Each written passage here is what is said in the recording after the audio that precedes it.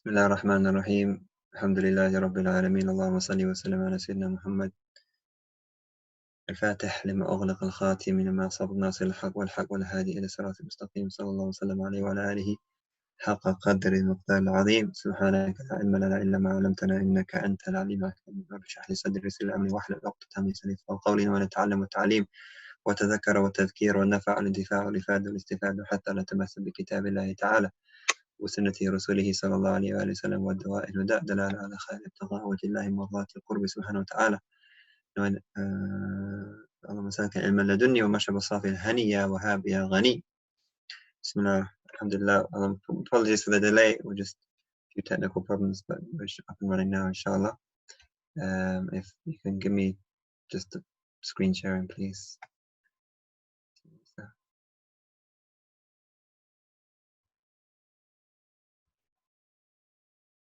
Bismillah.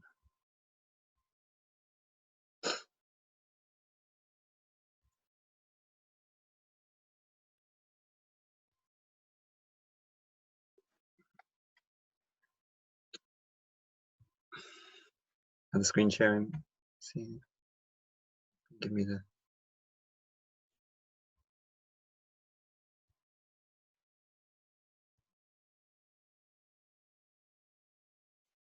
Just waiting for this to be able to share these slides. Here we go. Bismillah. Okay, so last time we were talking about we talked about Shaykh Abu Bakr bin Salim, Fakhr al-Wujud. And it's such a blessing to be mentioning these people.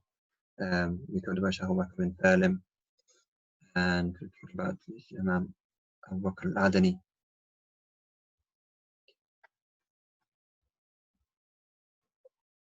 I talked about Imam Abu Bakr al-Adani. Sorry, just bear with me. We talked about Shaykh Abu Bakr bin Salim, and then now we're moving on to next generation, or the next Imam we're going to talk about is Sheikh Abu Habib Umar bin Abd al-Rahman al-Attas. And the connection between him and Imam Shaykh Abu Bakr bin Salim is that he is a student of, his father is a student of Shaykh Abu Bakr bin Salim, and he is a student of Imam Shaykh Abu Bakr bin Salim's son, Imam Hussein, and they're connected. His father is, his grandfather is a twin brother of Shaykh Abu Bakr bin Salim. So he's Habib Umar bin al-Rahman bin Aqil. Aqil is a twin brother of Shaykh Abu Bakr. So they're from the same. So Shaykh Abu Bakr is like his uncle. Habib Umar, or his son Hussein bin Shaykh Abu Bakr is his uncle. So Shaykh Abu Bakr is like his great uncle. So they're two branches of this blessed tree that branch off from Shaykh Abdul Rahman al-Saghaf, his youngest son, Imam Abdullah. From that we come both these two lines come. Shaykh Abu Bakr bin Salim, his twin son Aqil bin Salim. From Aqil comes the line al-Attas. Shaykh Abu Bakr has 12 sons, and many great Imams come from them, but many also great Imams come from this line as well. And Habib Umar bin Abd al-Rahman al-Attas is one of them. So he grows up in that same region between Tarim and Ainat, where Shaykh Abu Bakr is. The kind of town which Shaykh Abu Bakr settled in and caused to flourish. He is from that area, from Lisk, where Shaykh Abu Bakr also lived, and he learns from, he takes from that blessed tree, and also from Tarim. He's in that area. He learns also from a wandering Imam, Sayyid Umar Barakwa as-Samarqandi. Those are two of his shuyukh amongst many others that he learned from. And he is given the name al-Attas comes from the Attas. Attas means to sneeze. Okay, Attas means to sneeze, and it's right that his grandfather, this twin brother of Shaykh Abu Bakr, Aqil bin Salim, used to sneeze when the twins were in mother's womb. Shaykh Abu Bakr and Aqil, Aqil would sneeze and he'd say Alhamdulillah, he praised Allah. It's like a strange but wonderful thing that he used to do, is praise Allah in the womb. So he was known as al-Attas, the one who sneezes, from the word sneeze. And it's also noted that Habib Umar had the same thing, but same as from his grandfather Aqil bin Salim. Aqil is buried very close to Sheikh Abu Bakr bin Salim in Aynat. So Habib Umar grows up in this environment of just, you know, we can't, again, we can't express how great these people were, and the spiritual states which they reached, and knowledge which they had, the lives which they led, very, very simple lives, but full of knowledge, full of seeking of knowledge and spiritual experiences, and nights spent in ibadah, and so on and so on. But in his youth, he felt this calling to go out. You know, again, Sheikh Abu Bakr bin Salim went out, Imam Adani went out. There's this idea of spreading and settling elsewhere. Tarim was, and the area of Tarim was covered, but they wanted to go further. So he went from town to town in Hadramawt, from village to village. Wherever he went, he was welcomed. And he wanted to stay and settle with them and teach them and act as you know, as a spokesman, as a leader, as a teacher. And he kept, wherever he was welcomed, he thanked the people and then moved on until he got to this place called Hurayda, which is just out, kind of beyond the valley of Hadramawt itself, going southwest. It's kind of open valleys before you get to Daw'an, which is another famous valley. Hurayda is in this kind of middle area, quite wild, you know, quite rough.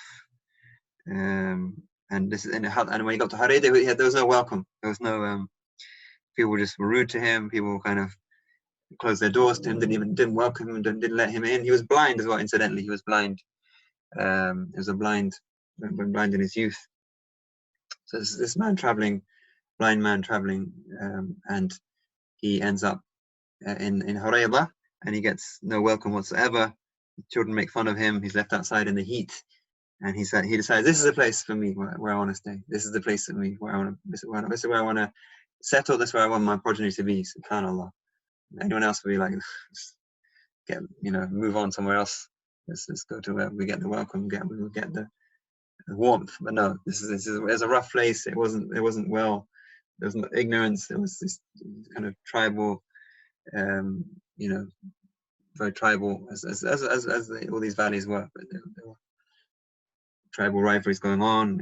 It was a rough place, but he decided that was a place to settle, to base himself, and that was a place where it became famous. Hurayda became a place of barakah and a place of famous for this al-Attas settled there and became the spiritual guides and became the community leaders and became and so we see wherever they went, whether it was in Sheikh Abu Bakr in Aynat, whether it was Imam Adani in Aden, and whether they went further afield to India or to Indonesia, they always played a prominent role. They settled there. They took up positions of importance. They weren't interested in political.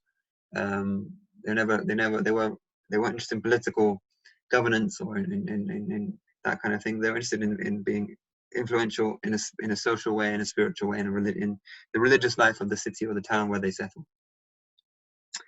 So Hurayda was transformed over a short time. It was a backwater. It was a nowhere place. It became a spiritual place, till it's mentioned in the poetry of the many great Imams who came later. Habib Ali al-Habashi, who comes around 200 years later, he talks about Hurayda visiting his Sheikh Habib Bakr and Abdullah al-Attas. So many great Imams come from the progeny of Imam Umar bin Abd al-Attas. Anyone who takes the name al-Attas is a descendant of Habib Umar bin Abd al-Attas. Just like anyone who takes the name al-Aidarus is a descendant of Imam Abdullah bin Abu Bakr al-Aidarus. Anyone who takes the name al-Saggaf is a descendant of Sheikh al-Rahman bin Muhammad al-Saggaf. So Hurayda becomes a base, but he's always on the move.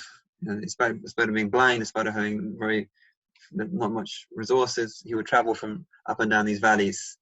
It's very hot. It's not very hospitable. It's not easy terrain to move through mountainous, rough terrain. Even to this day, it's not the easiest of places to move around. But in those days, it certainly was difficult, and he was blind as well on top of that. But they said he traveled so much that the Jum'ah was never wajib upon him. Okay, the Jum'ah is only wajib upon someone who's resident. So he was constantly on the move from one place to the next. So Jum'ah was doesn't mean he didn't pray Jum'ah, but technically speaking, he would never obliged to pray Jum'ah. So he'd go to village to village, teaching, establishing masajid, bringing some stability to places, mediating when there's tribes are war, in conflict. It had these kind of, this kind of jahiliyyah thing of one tribe getting revenge on the other, and this kind of carrying on for generations. He would be there, like putting out the fires of fitna, radiallahu anhu. He engaged with the rulers to the Salatin, the sultans of that time, to a limited extent. He would give them advice. Once he intervened to stop bloodshed happening. There was some of the Zaydi Imams from Yemen, from Sana'a, were marching into Hadramawt, and he intervened to stop bloodshed.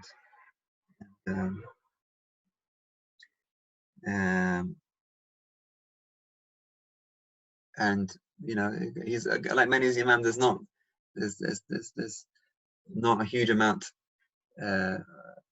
He didn't leave a lot of works behind, but enough. This is yakfi, and it's sufficient to know that Imam Haddad was his student.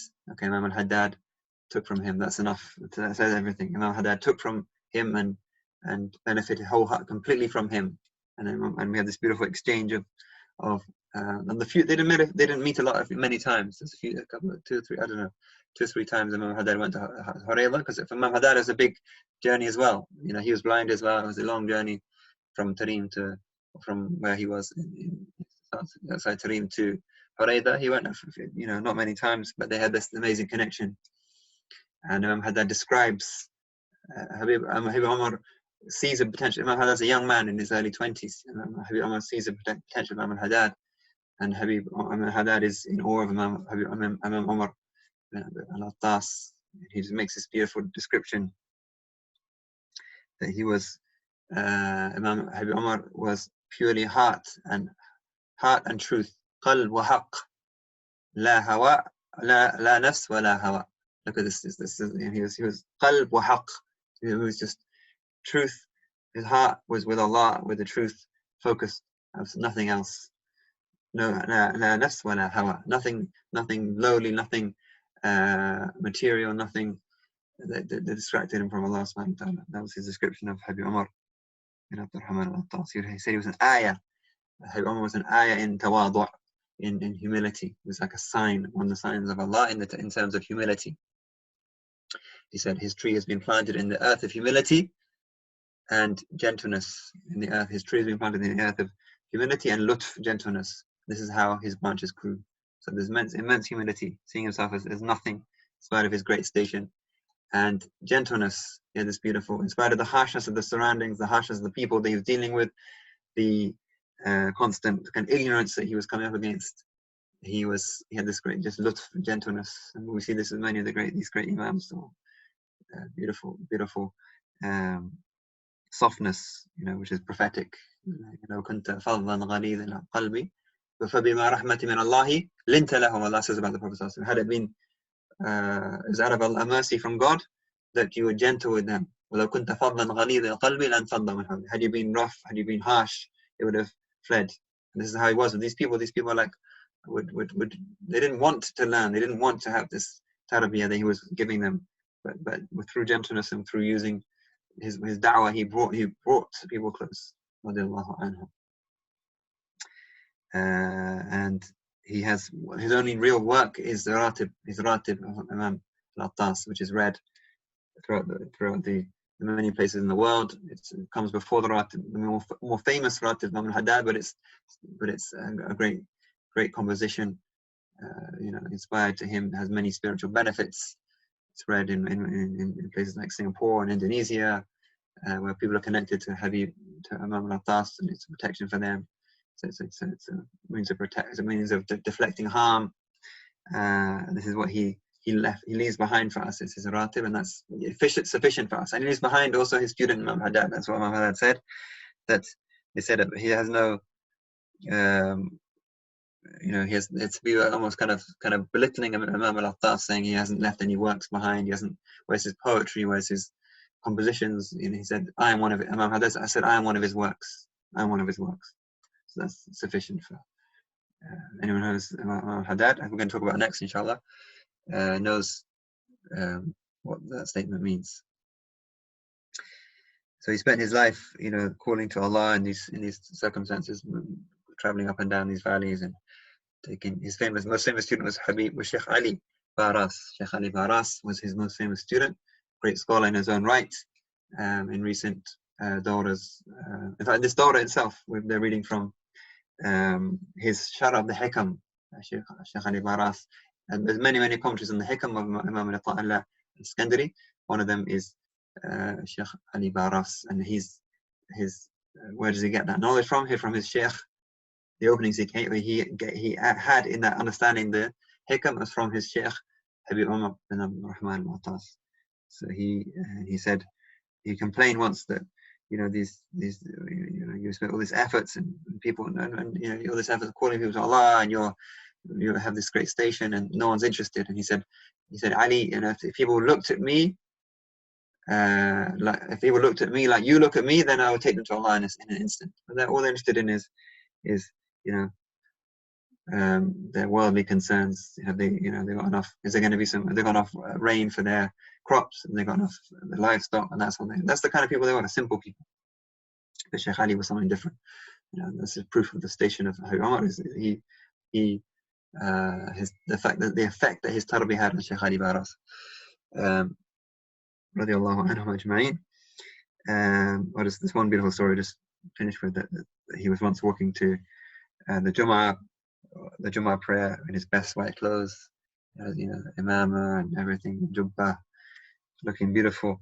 And a woman, she was cleaning the stove, cleaning the stove in a room upstairs, and she finishes cleaning the stove and she pours the ash out of the window into the street, not thinking there's anyone there. And who does it lands upon? Hit this, the ash lands all over his beautiful white jubba, and his student who's with him, says, let's, or people with him, or something. He said, speak to them, say something. He said, a slave who deserves a fire or is content to be covered in ashes. I know I deserve far worse than that. I deserve to burn in the fire. I'm content to be covered in ashes. And so he just went back home, changed, and came back. Went to put on another set of clothes and went to the Jummah. So that was his state with Allah subhanahu wa ta'ala. That was his. He said that seriously. He seriously meant what he said. It wasn't kind of some kind of statement, empty statement. So he said, think of the state in which you would like to be in at the point of death, and then remain in that state constantly. Okay, that's one of his pieces of advice. Prepare for death. How would you like death to come to you? What state would you like death to come to you? Then be in that state as much as you can. And he returned to Allah subhanahu wa ta'ala in 1072 of the Hijrah, 1661, into the 17th century, or the 17th century. And he was just about to leave this life, and they were making wudu for him. He was unable to make wudu, physically unable to make wudu, so his students were making wudu for him. And they neglected one of the sunan, which is to put the fingers through the beard, takhleel al-lihya. One of his students forgot to do that, so he indicated to him just not to leave in the last moment. He wasn't even responsible. The other person was doing the wudu, but in the last moments of his life, he was telling him not to leave that sunnah of wudu. So that's how they lived, and that's how they died. Radiallahu anhum. And he died and was buried. He died outside Hurayda, a village called Nafhun, and he was brought back and buried in Hurayda. That's his qubba. That's his place where he's buried. In this qubba, in this mausoleum, some of the greatest imams of this path. Next to him is Habib Ahmad bin Hassan al-Attas, and in the corner of the qubba is Habib Abu Bakr bin Abdullah al-Attas. Great imams, and other people besides. May Allah be pleased with them all, and all the imams of that blessed tree of the al-Attas.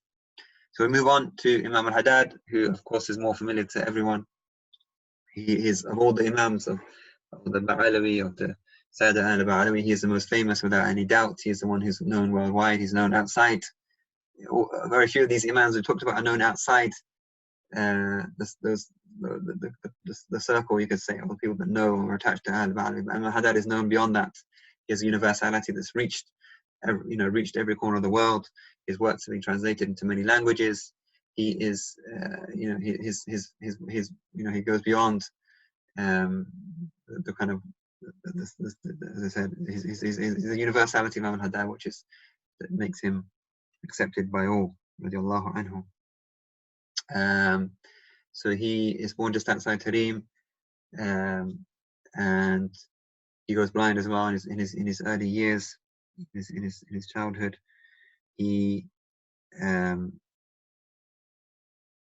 studies. He becomes focused on.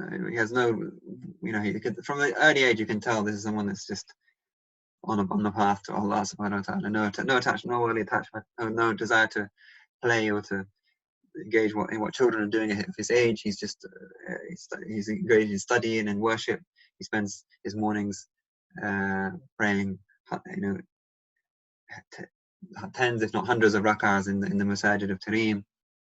He's studying the Quran. He's very early, in a very early age. He's studying from the ulum and the ulama of Tarim. He's worshipping Allah subhanahu wa ta'ala. He has just burning love for Allah and attachment to Allah. He of his shuyukh who come later is Habib Umar, we mentioned Habib Umar bin Abd and Habib Muhammad bin Ali al-Saggaf, one of the Sada, but Ali who moved to Mecca. They didn't physically meet, but they corresponded through letters.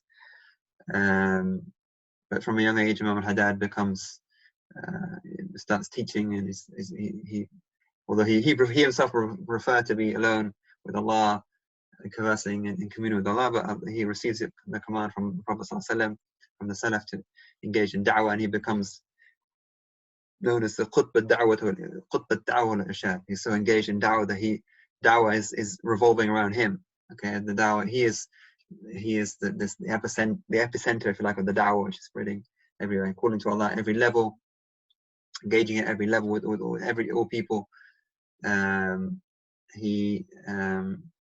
Being, and that's the beauty of that is that it continues.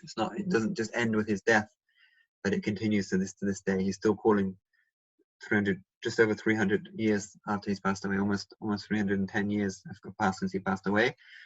The da'wah is still reverberating around the world. People are still being called. People are coming from out of the fold of Islam into Islam. People who are within the fold of Islam are increasing in their practice and their connection. The people on tariqah, people on the path are progressing on the path. People who have reached the highest ranks are still progressing, and that he did that in his life, and he continues to do it after his death. Radiallahu anhu wa ardahu. He becomes to be regarded as the mujaddid. Okay, he's Qutb al-Da'wah al-Irshad. He's also mujaddid al-Qarn al-Thani Ashar, regarded as being the mujaddid, the renewer of the 12th century of the Hijrah, and that is his contribution is renewing the deen in a holistic way, the sciences, the outward sciences and the inward sciences, and clarifying the path to Allah subhanahu wa ta'ala in a way which is accessible to all. And it's as if he's speaking, when he speaks, he's speaking to in a way that's so simple and so clear, as if he's speaking to it's fresh, even though all this time has elapsed, but he's speaking as if he's speaking to us in our time. He kind of represents a bridge almost between the earlier Imams and generations to this next chapter, if you like. He made the path more accessible. He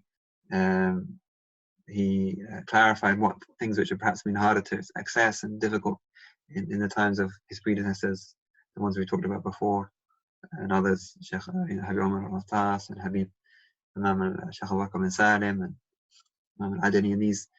But he's standing on the shoulders. It's good that we've gone through this chronologically, in a sense that every Imam is building on what came before. We talked a little bit about how the tariq has developed. Every Imam is they all of them regard Imam al-Faqih Muqaddam as a sheikh and as a guide, and then each generation, the more they build upon what came before. So Imam al-Haddad takes a lot from his predecessors. He has a very strong spiritual connection to Imam Abdullah al-Aidarus. He has a very strong connection. He has a connection to Sheikh Abubakr bin Salim. He has a connection to Habib Umar bin Abd, and so on. He visits Imam al-Adili on his trip to Hajj. He has a very there's nothing, you know. The Imam al-Haddad is a fruit of what came before him. Habib Umar bin Hafid, Habibullah, is a fruit, is building on, standing on the shoulder of the giants that come before him, and taking from what they had, and then expounding and expressing it for a new time, as Imam al-Haddad did. And that's why he's a mujaddid. His tajdeed is very clear and very tangible. Radiallahu anhu. But we have some qasa'id. We're not just going to just talk. We have some Imam al-Haddad left a very rich, extremely rich legacy of his qasa'id, of his poetry, in all kinds of different different topics and different areas. And you know, hardly Habib Umar bin Hafid will hardly you know, almost every speech that he makes and talk that he makes, he'll quote from Imam al-Haddad, because there'll be a verse on yustashhid, and he'll find evidence in a verse from al-Haddad for something that he's talking about, whether it be love of the Prophet, whether it be shukr or sabr or tawakkul, whether it be complaining about the love of dunya, or complaining about the nafs, or whatever it may be, that we're describing Hajj or whatever, they'll find something from the words of Imam al-Haddad that will sum up what he wants to say. So his diwan is an absolute treasure trove. He actually says that the one who has diwan, my diwan needs no other book of his own, and no other book. So we're blessed to be joined again by Sayyid Ahmed bin Jafar al-Sagaf. جزاكم الله خير سيدي على الحضور. شرفتمونا بالحضور دائما، نفرح بحضوركم. So we're going to hear نسمع إن شاء الله منكم القصيدة الأولى، قصائد الإمام الحداد إن شاء الله. الله يحفظكم، جزاكم الله خير شيخ أمين. الله يحفظكم. حثثنا المطايا قاصدين زيارة الحبيب رسول الله شمس الظهائر،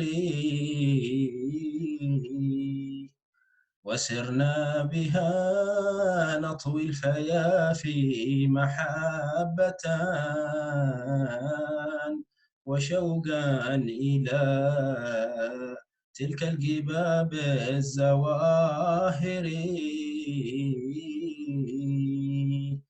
فلما بلغنا طيبة وربوعها شممنا شذان يزري بعرف العنابر، وأشرقت الأنوار من كل جانب، ولاح السناء من خير كل المقابر. مع الفجر وافينا المدينة طاب من صباح علينا بالسعادة سافري، إلى مسجد المختار ثم لروضة بها من جنان الخلد خير المصائر، إلى حجرة الهادي البشير وقبره، وثم تقار العين من كل زائر. وقفنا وسلمنا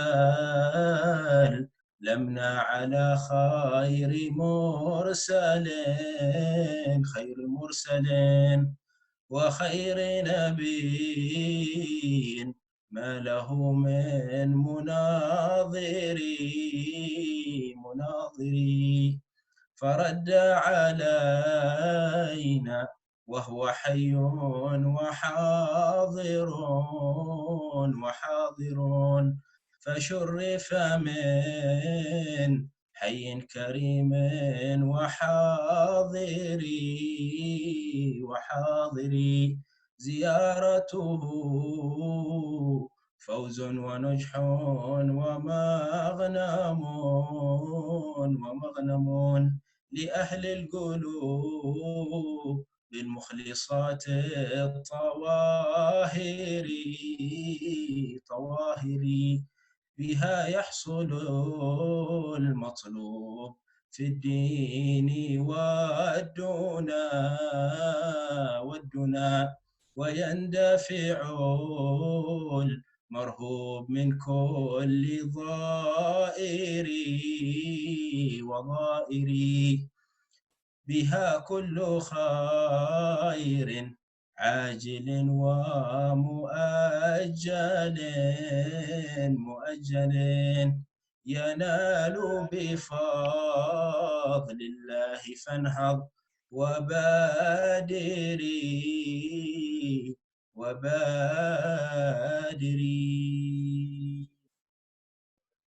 MashaAllah, tabarakallah. This is from Imam al-Haddad's, one of his epic poems, al-Ra'i al-Kubra, one of his longer, great poems. And his poems often don't have, most of them don't have any titles, but they're just known by the letters. So this is Ra'i al-Kubra, meaning the one that ends in the letter Ra, or every verse ends in the letter Ra. It's a long poem in which he describes his Hajj and his Ziyarah. So he talks about his Hajj, and he only made Hajj once, but he talks so much about it. There's so much that could be told about his Hajj, just his Hajj and his Ziyarah of the Prophet ﷺ. He only went once, but he made it a serious. He made an amazing. He had amazing experiences. He describes them in poetry, and also we have accounts of his. But this the section we heard of this very long qasida is just describing his visit to Tayyiba, to visit the Prophet ﷺ. And he just talks about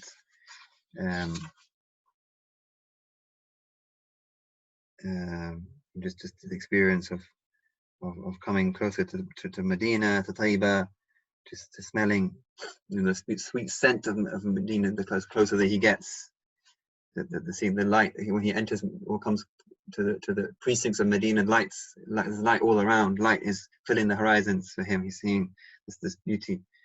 He comes at Fajr time. He comes to Medina in the best of all mornings. So imagine this. He's a son of the Prophet ﷺ. He's a descendant of the Prophet ﷺ. This is one visit to the Medina. This is the first experience he's having obviously seen the Prophet ﷺ in his dreams and had a spiritual connection. But the first time to actually come to Medina, come to the masjid, to the Rawda, to this garden, to this hujra, to the chamber which the Prophet ﷺ is buried. And he says, وَقَفْنَا وَسَلَمْنَا عَلَى خَيْرِ مُرْسَلٍ. We stood and we gave salam to the best of all messengers. وَخَيْرِ نَبِيٍّ مَا لَهُ مِنْ مَاضٍ. The best of all prophets and messengers, no comparison, no one can compare to him. فَرَدَّ عَلَيْنَا وَهُوَ حَيٌّ وَحَاضِرٌ فَشُرَّفَ مِنْ حَيٍّ كَرِيمٍ وَحَاضِرٍ. And the people, not himself and the people around him, heard, once he'd given the salam, they heard the Prophet ﷺ responding with the salam to him. Alaykum salam wa rahmatullahi wa barakatuh. Not just him, but those present heard. As Muhammad says here, he responded to our salam, and he is hayy and hadir. He is alive and present, and he is the best of and the most generous and most noble of people who is present. And then he mentions just the benefit, reminding us of the benefits of visiting, not to delay. If you have the ability to visit the Prophet, don't delay. All good is contained in that visit, and in going to him, sallallahu alaihi wasallam. So this is his diwan. We're just taking we'll take a couple more qasaid from his diwan. He also, of course, authors a number of important works. There's around 10 or 12, which are well known and which are published and translated into English as well. Dr. Mustafa Badawi has done a great service to Imam al-Haddad. Hafidhahullah, Dr. Mustafa Badawi in Medina. He has really published and translated and published the books of Imam al-Haddad, the most famous being like the Book of Assistance, al-Man, and others. And also he also wrote a biography called The Sufi Sage of Arabia, which is he has the original Arabic. It's in Arabic as well, but the English is called Sufi Sage of Arabia. It's Sufi Sage of Arabia, worth reading and looking into if you're interested in learning more about Imam Haddad. It goes into a lot of detail, and we're indebted really to the students of Imam Haddad, particularly his close student Habib Umar bin Abd, who's just recorded so much detail. And also another students, Shaykh Abdul Karim al-Shajar, who came from Ahsa, from another part of the Arabian Peninsula, and spent many years with Imam Haddad and recorded his words. So we really the students who, when the students truly serve the Shaykh, then you have the legacy is preserved. You know, the words are recorded, the states are recorded. So we're really indebted to the students of Imam Haddad, Habib Muhammad bin Zayn al-Samit, who recorded, just the bio data, the states and the visits and all the things that he noted. Allah khairan. So we have a lot of material on Imam Haddad. We have his works, we have his letters, we have Mukatabat, we have 2 volumes of his letters that he wrote, and some of these letters are like in fact the Book of Assistance is a letter in a sense. It's a risala, Adab Suluk al-Murid, which is the translated as good manners. It's also like a risala he sent to his student, and he wrote many letters, some with very small pieces of some with very short, concise pieces of advice, some with longer pieces of advice. He wrote to the rulers of his time. He had a correspondence with a general in the Indian court, the court of the Mughal court at that time, and many other connections. He would rebuke the leaders of the time for any wrongdoings that they had. He would. So we're blessed to have many of his works, his letters, his books, Book of Assistance, continues to benefit people to this day. The generation after generation, people benefit from this just simple, very deep. It's almost deceptive. The Book of Assistance is almost deceptive. It seems very simple. Just do this, do that, but he touches on very high spiritual ranks in what he's talking about. The life of man is unique in that he goes through all the different stages of life. Man lives through from the spiritual realm to the life of the dunya, to the barzakh, to the akhirah, and so on. The da'wah tama again. These just works that are just they're unique. They're unique. The da'wah tama, in which divides people into different categories, their rights and responsibilities in regard to the deen, and so on, and many great works. You'll find, and we'll listen to another qasida, inshallah, which he is above all, we said he's a da'wah. He is Qutb al-Da'wah al-Irshad. He is the one calling us and advising us with intense nasiha, a love of khair for us and for mankind, for the ummah of Sayyidina Muhammad. So we'll hear some of these nasa'ih and wasa'ih that he gives in this second poem that we'll hear from Sayyid Ahmed, inshallah. والقصد ذكر نصيحة ووصية للنفس والإخوان إن كانوا معي تقوى إله العالمين فإنها عز وحرز في الدنا والمرجع فيها غنى الدارين فاستمسك بها والزم تنل ما تشتهيه وتدعي والزهد في الدنيا الدني متاعها دار الوباء فما بها من مرتعي تلهي عن الأخرى ولا تبقى ولا تصفو بحال فاجتنبها أو دعي وعليك بالصبر فلا تعدل به شيئا وبالشكر الأتم الأوسع والخوف لله العظيم وبالرجاء فكلاهما مثل الدواء الأنفع والصدق والإخلاص لله احتفظ بهما فإنهما عماد المشرع والتوبة الخلصاء أول خطوة للسالكين إلى الحماء الأمنع وبمر ما يقضي الإله وحلوه كن راضيا ومن التوكل فاكرعي ولصالح النيات كن متحريا مستكثرا منها وراقب واخشعي واقنع بميسور المعاش ولا تطل أملا وعما لا يحل تورعي واحذر من الكبر المشوم فإنه داء ومن عجب وشح مهلعي ومن الرياء فإنه الشرك الخفي كما أتاك وشيمة العبد الدعي والنفس رضها باعتزال دائم والصمت مع سهر الدجاء تجوعي وهواك جاهده جهاد منازع ومخالف مثل العدو الأبشعي واعمل بأوراد العبادة عمرك الفاني وساعات الزمان المزمعي واتل القرآن كلام ربك دائما بتدبر وترتل وتخشع والذكر لازمه وواظبه على مر الزمان مع الحضور الأجمعي فهو الغذاء لكل قلب مهتد وهو الدواء لكل قلب موجع وعليك بالصلوات فاعرف حقها ومكانها من دين ربك واخضعي واحسن محافظة عليها واحضرا فيها ولا تغفل ولا تتوزعي والصوم والزكوات والحج إلى بيت الإله فقم بفرضك واسرعي واعلم بأنك عن قريب ميت فاذكر مماتك واخش سوء المصرع واذكر بأنك عن قليل صائر في بطن قبر من فلاة بلقعي والحمد لله رب العالمين. MashaAllah, tabarakallah.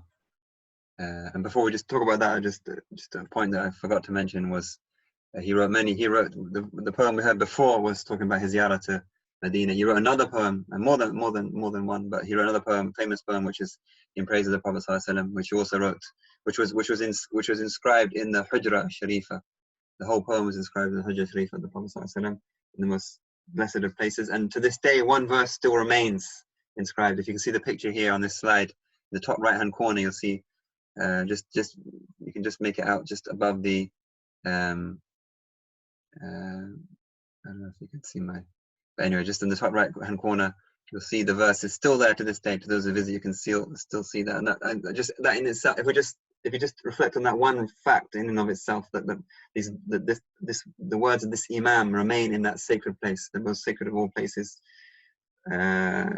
still engraved there. The rest of the Qasidah doesn't remain, as far as I know, but this verse remains, and it's the Bayt al-Qasidah. It's the most significant verse of the Qasidah, which he says, Nabiyyun Azimun khuluq alladhi lahu adam al-Rahman fi Sayyid al-Kutbi, a great and mighty and awesome prophet whose character Allah has Allah has venerated in the greatest, the master of all books. Okay, that's still there, subhanAllah, above these verses of the Quran, and you can still see that verse of poetry, Imam al-Haddad.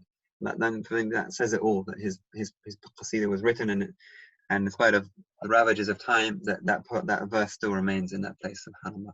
But to go to the poem we're just hearing from, again, this is one of Imam al-Haddad's other great epic poems, you could say. The Ayniyah.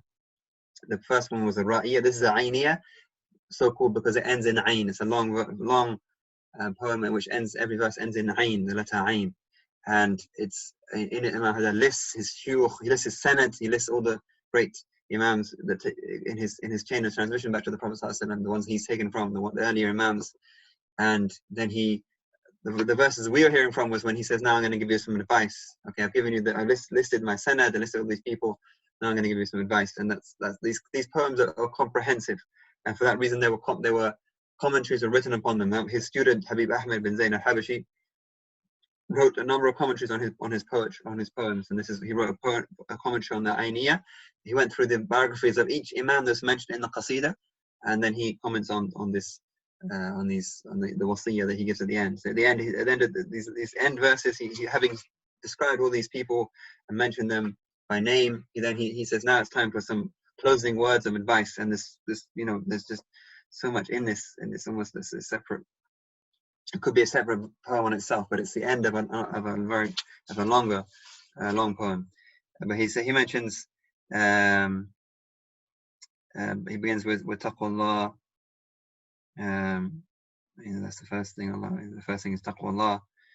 That is وتقوى الإله العالمين فإنها عز وحرز في الدنيا والمرجعي. And one of our teachers in Tarim, Shaykh Hussein al-Khatib, would actually mention this at the beginning of the khutbah al-Jama'ah, when it's the Shafi'i school regard it to be obligatory to mention the wasiyah with taqwa, advise people to have taqwa.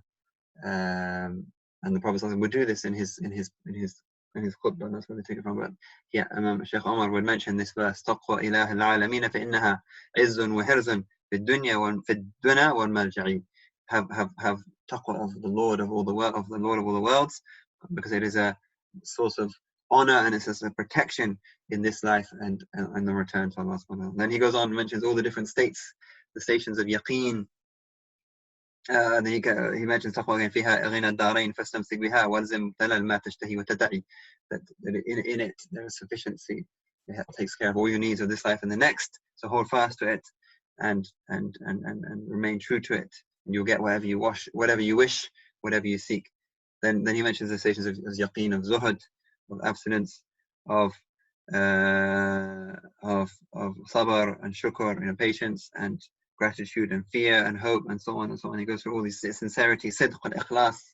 So he talks absolutely comprehensive, everything. He mentions everything here.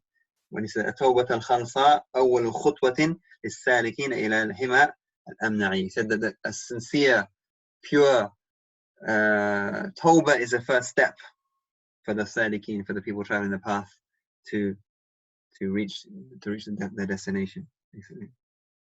And then he talks about contentment with Allah's decree. Talks about making صالح النيات يكون متحريا واستكثرا منها وراقب واخشعي.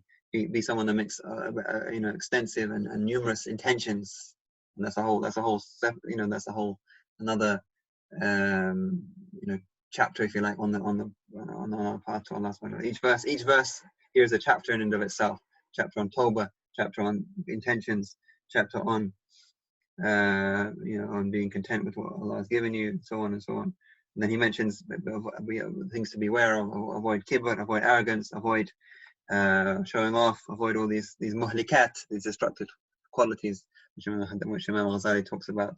وَنُفْسْ رُدْهَا بِاعْتِزَالٍ دَائِمٍ وَصَمْتْ مَا سَهْرَ الدُّجَى وَتَجَوُّعِ. He gives us the keys to training the nafs, to training the lower self, avoiding too much company, silence, not speaking too much, not sleeping too much. Sorry, not speaking too much, not sleeping too much, and not eating too much. It's all in one verse.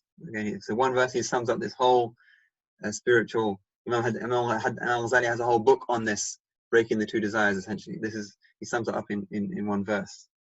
وَهَوَاكَ جَاهِدْ مُنَزَّعِ. Strive against your hawa, your caprice. Then he mentions the practical implementation of all this is through awrad, through consistent acts of worship, fill your time and structure your time with these things, and you'll get the benefit of them. And then he goes on to mention the salah and the hajj, as the 5 pillars: the salah, zakah, hajj, Ramadan, and so on. And then he finishes reminding us of death. And remember that the death, and this is another feature of al-Haddad's book, always reminding us of death. Or he said he's like a destroyer in the exposure of the dunya, and he has put many of his verses are very, very explicit, clarification of the true nature of the dunya, lifting the wool from our eyes and clarifying what it is, and reminding us of death, which is very important.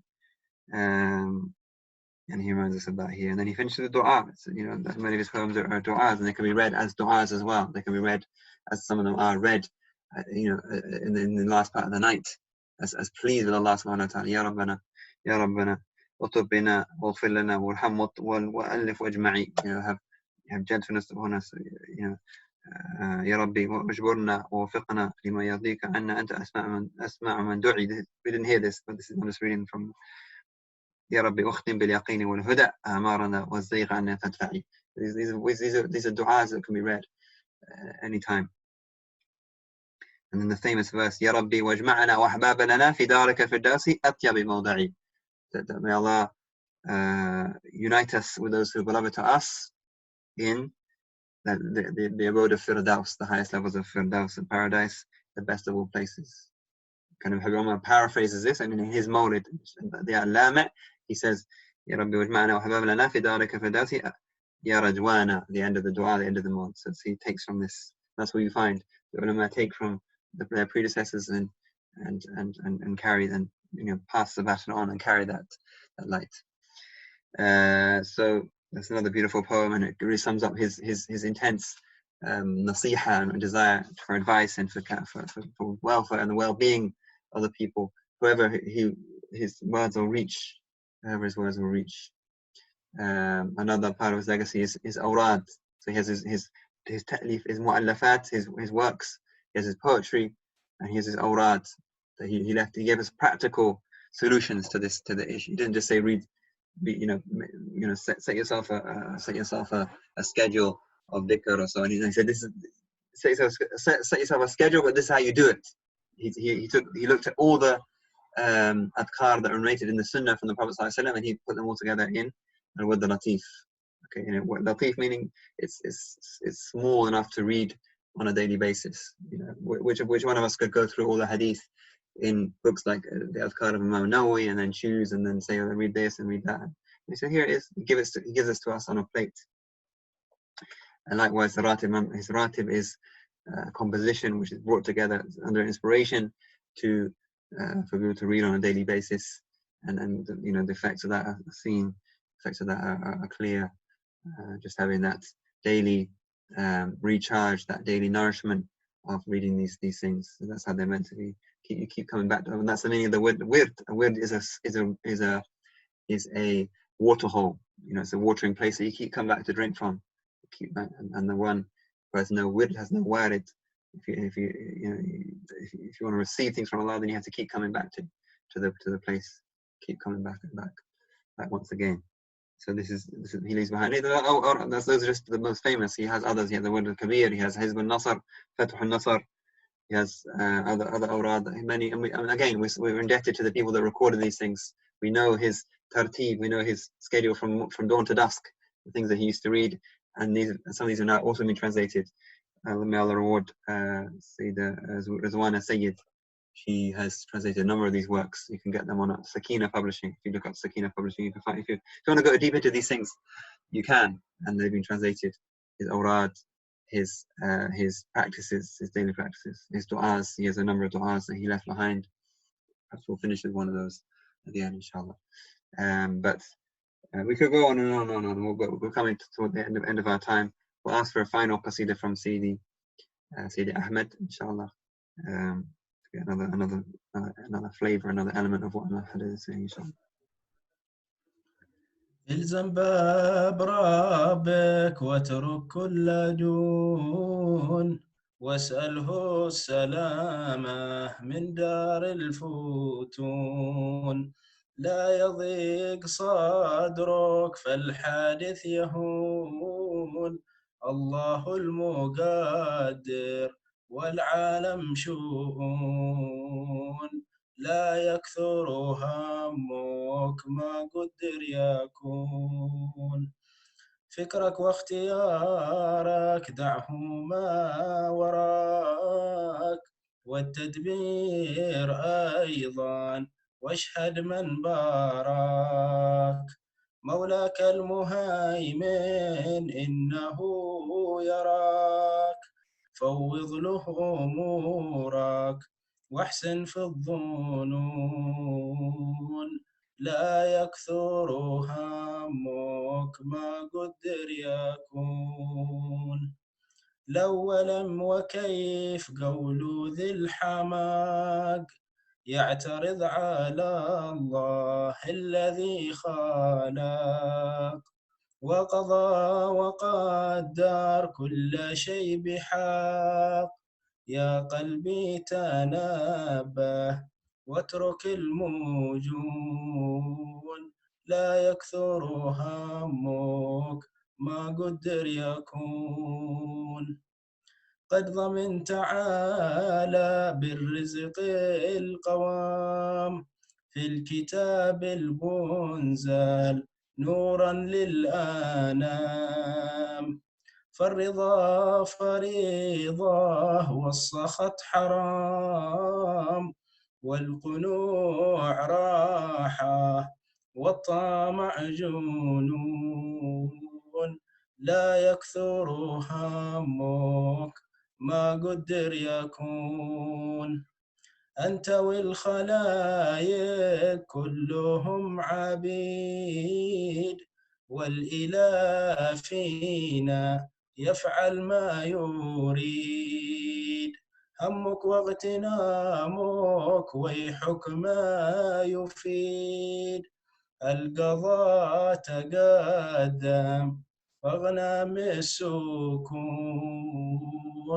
لا يكثر همك ما قدر يكون. الذي لغيرك لا يصل إليك، والذي قسم لك حاصل لديك. فاشتغل بربك والذي عليك في فرض الحقيقة والشرع المصون. لا يكثر همك ما قدر يكون. شرع المصطفى الهادي البشير ختم الأنبياء البدر المنير. صلى الله عليه الرب القدير. ما ريح الصبا مالت بالغصون. لا يكثر همك ما قدر يكون. ما شاء الله, تبارك Allah. Another element of Imam Haddad's da'wah and his concern, and this kind of soulful poem. He's just very simple, in very simple language, and a lot of Imam Haddad's words were very aimed at just the common person, the ordinary person, just to understand and to take a lesson. And in that way, he expresses a huge amount of meaning of things which are very hard to express in reality, but he just says it in a very simple like, don't repeats this again and again, this chorus. Don't be overly anxious, and don't be overly worried, because what has been decreed will come to pass. There's no point in chasing after something, and because it's already happened. And ilzam rabbak, it begins with ilzam baba rabbak. Stay at the door of your Lord. Stay at your Lord's door. وَاتْرُكْ كُلَّ دُونَ, and leave everything else besides him.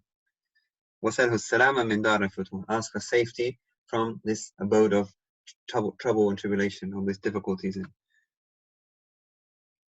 then it's just a reminder, just don't be overly stressed or overly worried. فِكْرَكْ وَاخْتِيَارَكْ دَعْهَا مَا وَرَاءَ, don't overplan things, don't over rationalize things, and why has this happened? And as he says later on, لو ولم وكيف قول ذي حمق. Low means if only this, if only that. Lim means why. Why did it happen? Why did it have to happen to me? Why did this happen to me? Why did that have to happen? Why did they get this when they got it? Lim wa kayf, and how can this happen? And so these words, low walam wa kayf, if only, and why, and how, and qawlu di hamaq, these are words of someone of small intelligence. Ya'tarid ala Allah alladhi khalaq.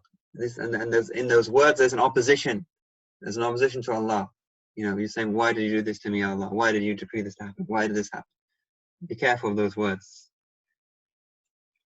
And then he goes on, remember that Allah has guaranteed your rizq, Allah has taken care of your rizq, your provision, in other words. It's already been decreed. So for rida, faridah. Contentment is an obligation. Was-sakhat haram. Being in a discontent, being upset, that is what's forbidden. وَالْقُنُوعُ رَاحَةٌ وَالطَّمَعُ جُنُونٌ. Being content, that'll bring peace of mind, a peace of heart.